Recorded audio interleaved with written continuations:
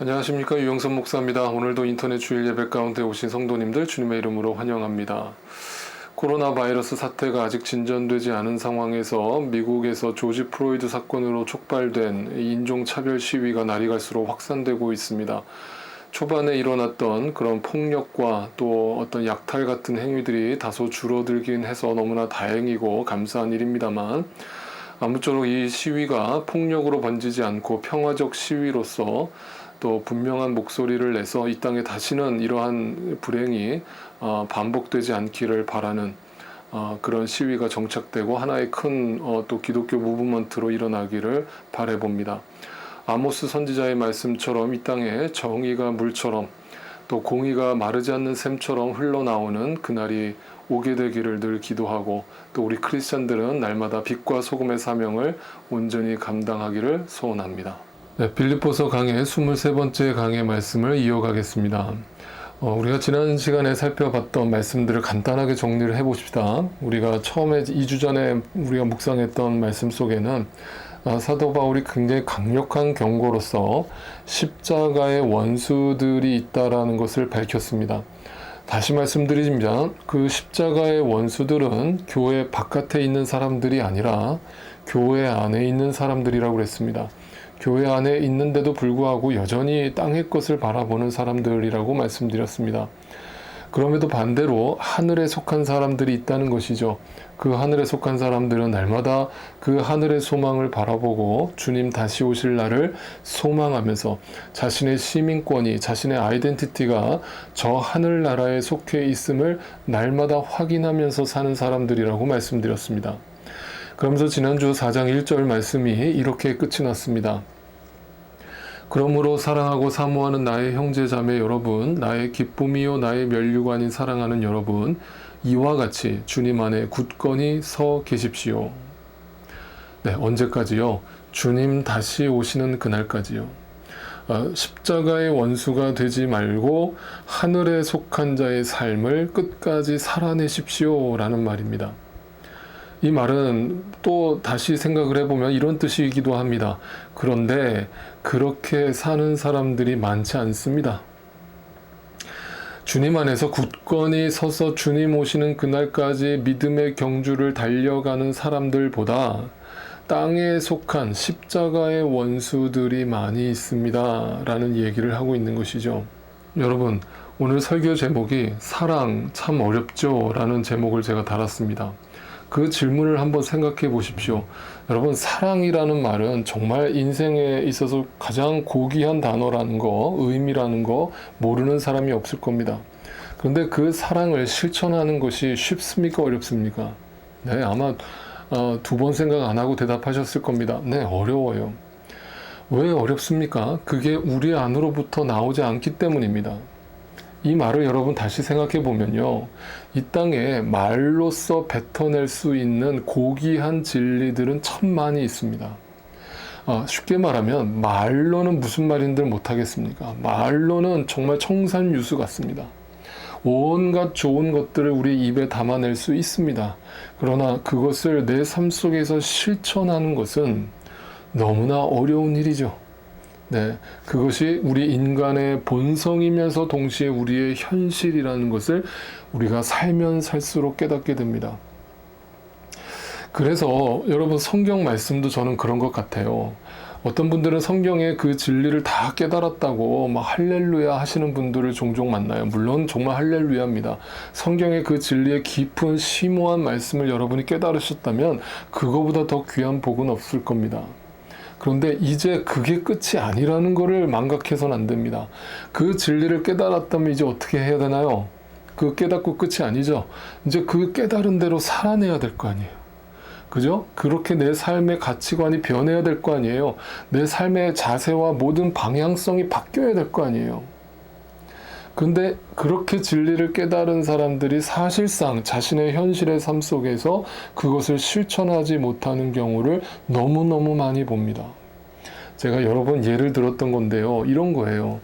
제가 과거에 한국에서 중고등학교 때 다녔던 그 대형 교회가 있습니다. 그 대형교회에서 그 절기마다 큰 그 부흥회가 열렸어요. 그 부흥회가 열리면 정말 인산인해를 이루잖아요. 그 본당이 꽉 차가지고 얼마나 뜨겁습니까? 그 부흥회를 가보면 정말 뭐라도 거기서 벌어질 것 같죠. 그래서 그 강사 목사님의 말씀을 들으면서 성도님이 은혜 받았다고 다 눈물 콧물 쏟으면서 막 그 자신의 신앙을 고백합니다. 그런데 이제 부흥회가 집회가 끝나고 예배당을 나오는데 바깥에 갑자기 느닷없이 소나기가 장대비처럼 쏟아집니다. 다 우산을 준비하지 못한 성도들이 그 교회 주차장에 대기되어 있는 교회 버스에 올라타야 되는데 성도들이 너나 나나 할 거 없이 그 버스를 향해 뛰어가는 그 모습을 제가 보고 너무 충격을 받았다고 제가 말씀드렸죠. 어땠습니까? 조금 전까지 눈물 콧물 쏟으면서 하나님을 경험했다고 난리 부르스를 쳤던 그 성도들이요. 그 비가 오니까 그 버스를 향해서 뛰어가는데 양보도 없고 배려도 없고 서로 먼저 올라타겠다고 거기를 뛰어가는데 그 모습을 보고 제가 경악하지 않을 수가 없었습니다. 과연 저것이 하나님의 진리의 말씀을 깨달은 사람의 모습인가? 과연 저들은 조금 전까지 예배당 안에서 어떤 하나님을 경험한 것인가? 그냥 감정적으로 뜨거워졌던 것은 아닐까? 네, 그런 생각을 했던 겁니다. 사도 바울도요, 오늘 빌립보서에서 그런 포인트로 얘기를 하는 겁니다. 앞에서 굉장히 거창한 얘기를 많이 했습니다. 여러분, 십자가의 원수로 살지 말고 하늘에 속한 사람이 되시고 여러분의 시민권은 하늘에 있습니다. 우리가 저 표대를 향해서 목표점을 향해서 끝까지 달려갑시다. 얼마나 거창하고 아름다운 얘기를 했습니까? 그런데 사도 바울이 이제 이 편지의 마무리를 짓는 이 빌립보서 4장에서 갑자기 이제 이런 이야기를 하게 됩니다. 여러분, 오늘 본문 4장 2절을 한번 보겠습니다. 나는 유오디아에게 권면하고 순두계에게도 권면합니다. 주님 안에서 같은 마음을 품으십시오. 여러분, 갑자기 사람 이름이 등장합니다. 유오디아와 순두계입니다. 여러분, 이것을 헬라어로 보면 이 두 사람이 여성이라는 것을 금방 알 수 있습니다. 쉽게 말하면 유오디아와 순두계는 당시 빌립보 교회를 다니고 있던 두 여성 신도였던 것이죠. 근데 이 두 사람의 이름이 갑자기 등장하면서 사도 바울이 이런 단어를 갑자기 썼습니다. 두 사람이 주님 안에서 같은 마음을 품으세요. 여러분, 같은 마음이라는 얘기는 뭐예요? 서로의 마음이 지금 다르다는 얘기죠. 그 말은 뭐예요? 서로 지금 갈등이 벌어진 거예요. 지금 구체적으로 빌립보서에서는 이 두 사람이 여신도 간에 어떤 갈등이 일어났는지 구체적으로 밝히고 있진 않아요. 그러나 그 갈등의 문제가 상당히 심각했던 것 같아요. 감옥 안에 갇혀있는 사도 바울한테까지 그 소식이 들릴 정도면 아마도 큰 분란이 일어난 것 같습니다. 교회 안에서 소위 말해서 정말 대판 싸움이 벌어진 거예요. 그 소식을 감옥 안에서 들은 사도 바울이 서로 같은 마음을 품으라고 지금 싸움을 말리고 있는 것이죠. 여러분, 그 갈등이라고 하는 단어를 제가 예전에 말씀드린 적이 있죠. 컨플릭이라고 하는 이 갈등이라는 우리말은요, 한자로 갈이 칡나무 갈자라고 그랬죠. 등은 등나무 등자예요. 이게 뭐냐면 서로 방향이, 휘어감는 방향이 달라요. 그래서 이 서로 방향이 다르다 보니까 이해관계가 서로 다른 거예요. 그러니까 서로 양보가 없는 거예요. 서로 양보가 없다는 말은 무슨 말이냐면 항상 마음속에 네가 먼저 사과해, 네가 먼저 양보해, 그러면 나도 사과할게, 나도 양보할게, 이 논리가 있는 거예요. 그런데 여러분 생각해 보세요. 사람이요, 그래도 교회를 다니는 사람들인데 처음부터 그렇게 네가 먼저 이기적으로 네가 먼저 사과해, 네가 먼저 해, 이렇게 됐을까요? 저는 그랬을 거라고 생각하지 않아요. 네가 먼저라는 말이 나왔을 때는요, 반드시 그 두 사람 사이에 서로의 신뢰관계가 무너졌기 때문인 거예요. 이 말은 무슨 말이냐면 처음에는 누군가가 그래, 내가 이번에는 사과할게, 잘못을 했든 누가 잘못을 안 했든 우리 화해하자, 이렇게 누군가 양보를 했을지도 몰라요. 그런데 그 양보를 했는데 그 사람이 변화가 일어나지 않는다면, 그 사람이 전혀 잘못을 고치려 하지 않는다면 그 사람에 대한 신뢰가 무너지겠죠. 그럼 그때부터는 이제 더 이상 나도 배려하고 싶은 마음이 안 생기겠죠. 네가 먼저예요.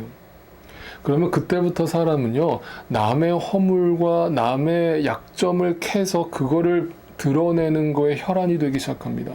이 사람 감정이 정말 무서운 것은요, 이 분노라는 감정, 복수에 대한 감정이 일어나면요, 사람이 이성을 잃어버려요. 그래서 어떤 식으로든 이 사람을 괴롭혀야만 내 속이 직성이 풀리는 거예요. 여러분, 뭐 우리 교회는 정말 그런 분도 안 계시리라 제가 정말 그렇게 바라지만 혹시라도 그런 생각을 한번 해보세요. 여러분, 남을 사랑해주고 이해해주고 덮어주는 게 자연스러워요? 아니면 뒤에서 뒷담화하고 남 비판하고 남의 잘못을 지적하는 게 더 쉬워요? 네, 이것도 역시 뭐 물어보나 마나죠. 네, 우리는 남 얘기하는 게 그렇게 좋아요. 그렇게 남 얘기하면 또 스트레스가 풀려요. 그래서 뒤에서 남 얘기하면서 또 자기는 또 아닌 것처럼 굉장히 깨끗한 사람인 것처럼 또 자기를 포장하죠. 그러니까 그게 뭐냐면 인간의 죄성이 거기서 나온다는 거예요. 저는 이제 두 아이를 키우다 보니까 이런 걸 또 되게 리얼하게 경험을 하는데, 간혹가다 이제 아들놈들이니까 조금 이 과격할 때가 있죠. 아들 키워보시는 분들은 딸 키우는 거하고 또 완전 다를 거예요. 그럴 때 이제 엄마도 통제가 안 될 때가 있어요. 그러면 이제 제가 마지막으로 최후의 보루로 제가 나서는데, 그러면 이제 반드시 이걸 짚고 넘어가야 되는 잘못을 했을 때가 있어요. 그럴 때는 제가 이제 예를 들면 첫째 동현이가 크게 잘못을 했다. 그러면 제가 이제 호연이한테 얘기를 해. 호연아, 가서 맴매 가져와. 그렇게 얘기했을 때는 저는 사실 때릴 마음이 조금도 없어요. 그냥 겁을 주고 훈계를 하려는 게 목적이에요. 그러면요, 호연이는요, 그 말 듣자마자 쏜살같이 달려가서 매를 갖고 와요. 네. 아니, 평상시 때 뭐 밥 먹어라, 저기 가서 세수하고 치카해라, 이런 얘기는요, 한 번에 들어본 적이 없어요. 한 번에 달려간 적이 없어요. 근데 저기 형이 잘못했으니까 형 아빠가 혼낼 거야, 맴매 갖고 와, 그러면 쏜살같이 가서 아빠 여기요 하고 갖다 줘요. 제 속으로는 되게 얄밉죠. 얄미워요. 근데 그게 또 반대가 되기도 해요. 근데 저희 애들만 그런 줄 알았더니요, 이렇게 아이들을 가만 지켜보니까 애들의 공통점이더라고요. 저는 그게 뭐라고 생각하냐면 인간의 미성숙함이라고 생각해요. 인간의 미성숙하면요, 남의 잘못을 지적하고 남의 잘못을 들춰내는 곳에는 빨라요. 그리고 편해요. 그리고 쉬워요. 그리고 재밌어요. 그러니까 내가 잘못했다는 생각을 하려다가도 사람은 자존감이 발동하면서 자기를 변호하고 자기를 숨기는 거예요. 자기를 방어하는 거죠. 그러니까 이런 게 우리 신앙인들한테도 드러난단 말이에요. 여러분이 크리스찬 가정인데 부부 사이에서도 이런 문제가 나올 수 있고요. 교회 안에서도 갈등이 일어날 수 있고요. 얼마든지 이런 문제가 우리 안에서 발생할 수 있다는 거예요. 누구한테요? 천국의 시민권을 갖고 있다는 우리한테요. 그러니까 그런 모습들이 세상 사람들한테 자꾸 보여지고 비춰지면 그 사람들은 우리를 뭐라고 보겠어요? 야, 너네나 잘해 라는 생각을 하겠죠. 그런데 오늘 사도 바울이 이 두 갈등을 접하고 굉장히 안타까운 마음에서 이 두 사람을 설득하는데 정말 아주 심플한 단어 하나로 모든 이 갈등을 해소하는 듯한 설명을 하기 시작합니다. 그 신뢰가 무너져 있는 사람들한테 이 중요한 단어를 또 등장시킵니다. 주 안에서라는 단어입니다. 사도 바울은요, 의도적으로 이 빌립보서를 쓰면서 굉장히 반복해서 두 단어를 쓰고 있어요. 그리스도 안에서, 주님 안에서. 네. 그리스도 안에서, 주님 안에서, 이 말이 도대체 무슨 뜻일까요? 이거를 신앙인이라면 단번에 이 의미를 알아요. 긴 말 필요 없어요. 둘이 지금 갈등이 일어났어요. 서로 신뢰가 무너졌어요. 서로 네가 먼저 내가 먼저 서로의 잘못만 들춰내고 있어요. 그런 두 사람한테 사도 바울이 건네는 솔루션은 주님 안에서 한 마음을 품으세요. 주님 안에서라는 말을 그래서 다른 말로 번역하면 이런 거겠죠. 주님의 방법으로. 주님 안에서가 주님의 방법으로라는 의미가 왜 그렇게 해석이 되겠습니까? 주님의 방법이 뭡니까? 십자가에서 죽으신 사랑이잖아요. 십자가에서 인간의 죄를 다 용서하신 사랑이잖아요. 그 사랑으로, 그 방법으로 너희도 한 마음을 품어라 라고 요구하고 있는 거죠. 여러분, 이거를 생각하고 이걸 아는 크리스찬이 더 이상 갈등을 유지할 수 있습니까? 내가 또 죽겠죠. 내가 또 져주겠죠. 내가 또 양보하겠죠. 그러니까 이건 이렇게 변화가 일어나겠죠. 네가 먼저였는데 주님 안에서 주님의 방법으로 라는 말씀이 내 안에 새겨지고 떠오를 때 내가 먼저가 될 것입니다. 그리고 신뢰가 무너진 그 상대방을 향하여 신뢰가 아니라, 사람은 신뢰의 대상이 아니라 오직 사랑의 대상일 뿐이라는 이 진리가 다시 마음에 새겨지기 시작할 겁니다. 자, 그 이유를 3절에서는 더 구체적으로 이렇게 밝혀주는데, 그 사람이 지금 당신 유오디아와 순두계, 당신 둘이 지금 엄청나게 싸우고 있는데 당신 둘이 어떤 존재인가를 내가 이렇게 설명할게요 라면서 이렇게 밝혀줍니다. 3절입니다. 그렇습니다. 나의 진정한 동지여, 그대에게도 부탁합니다. 이 여인들을 도와주십시오. 이 여인들은 글레멘드와 그 밖의 나의 동역자들과 더불어 복음을 전하는 일에 나와 함께 애쓴 사람들입니다. 자, 첫 번째, 그 두 여성도가 누군지 기억하십시오. 첫 번째 누구냐? 복음을 전하는 일에 나와 함께 동역한 사람들이다. 이 말의 의미가 무엇인가? 다시 이거를 제가 풀어 해석을 해드린다면 이런 뜻일 겁니다. 우리는 동지고 가족이고 전우잖아요. 저는 이 동지라는 말을 참 좋아하는데, 우리나라 문화에서는 이게 북한 때문에 동지라는 말을 쓰면 왠지 이렇게 좀 어색하고 써서는 안 될 말처럼 여겨져서 되게 안타까운데, 사실 순수한 우리말이고 너무너무 그 귀한 말이에요. 동지요. 그러니까 동지의식이 있어야 돼요. 내가 지금 헐뜯고 내가 비난하고 내가 누군가를 비판하고 정죄하고 저 갈등을 겪고 있는 그 대상이요, 내 동지라고요. 얼마 전까지 함께 싸웠던 전우라고요. 함께 밥을 먹었던 가족이라고요. 어떻게 그 사람을 남처럼 여겨요? 어떻게 그 사람을 그렇게 신랄하게 비판해요? 그럴 수 없다는 거죠. 두 번째 이유는 또 뭐겠어요? 그들의 이름은 생명책에 기록되어 있답니다.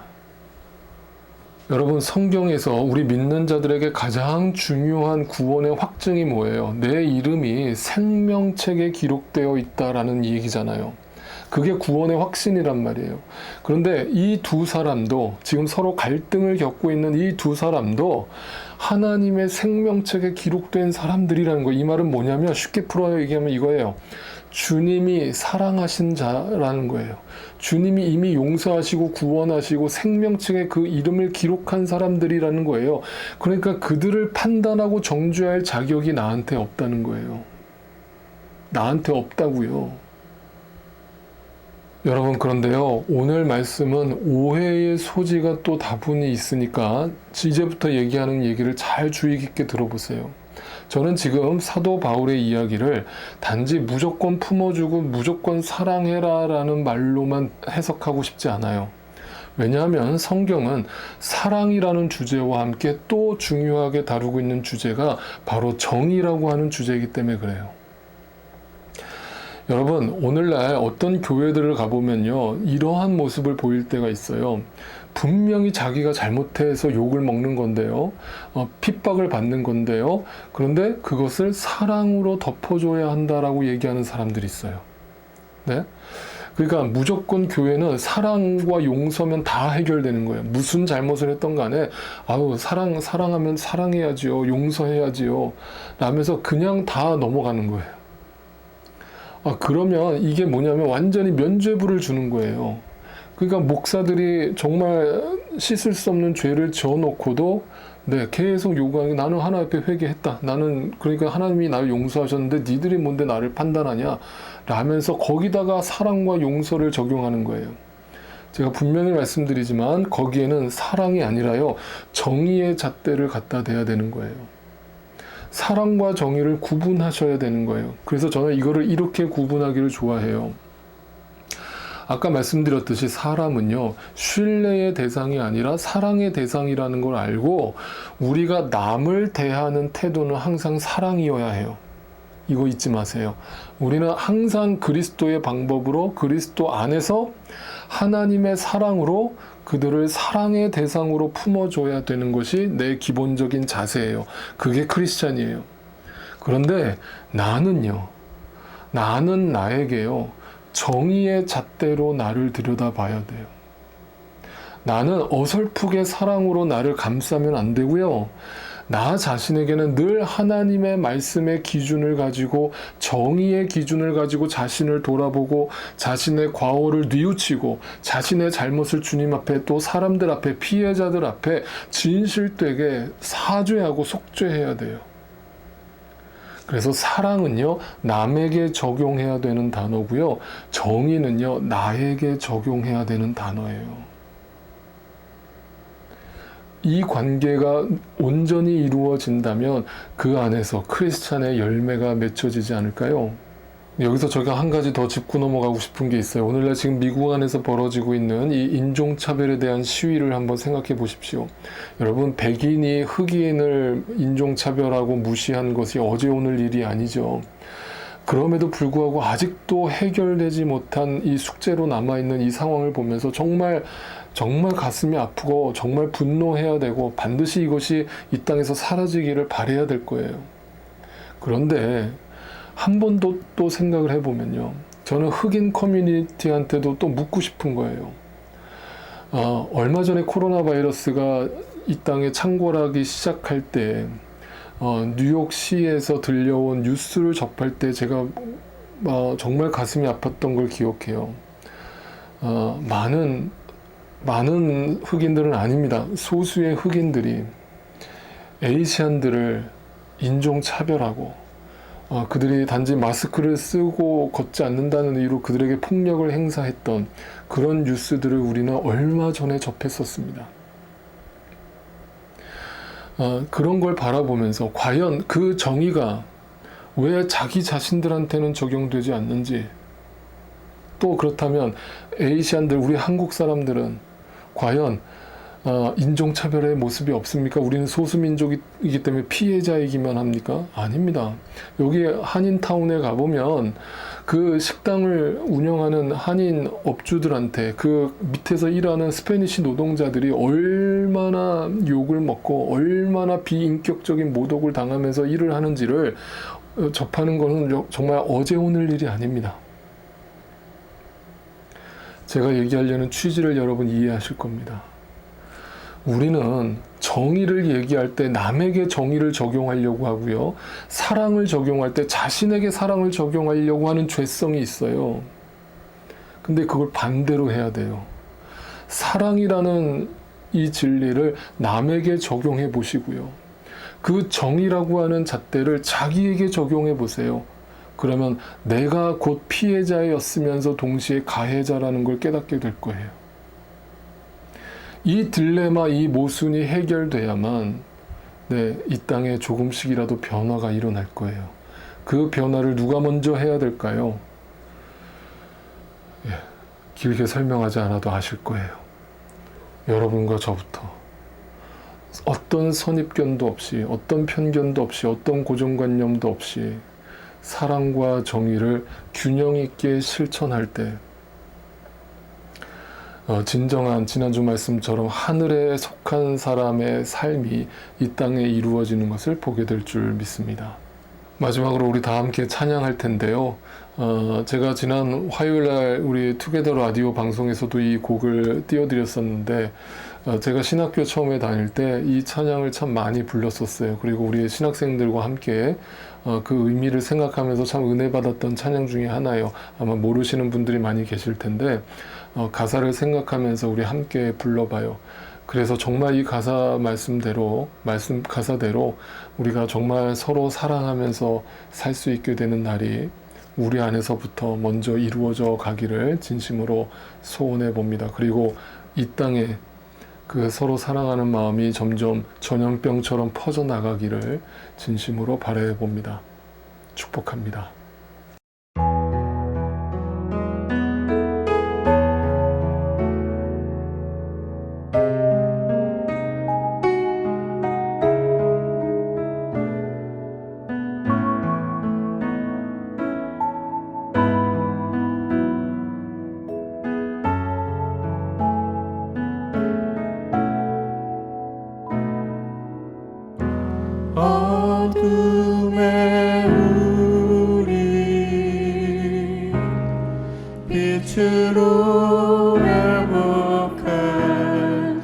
희생으로 드리는 겸손의 섬김 서로 분주한 맘 하나로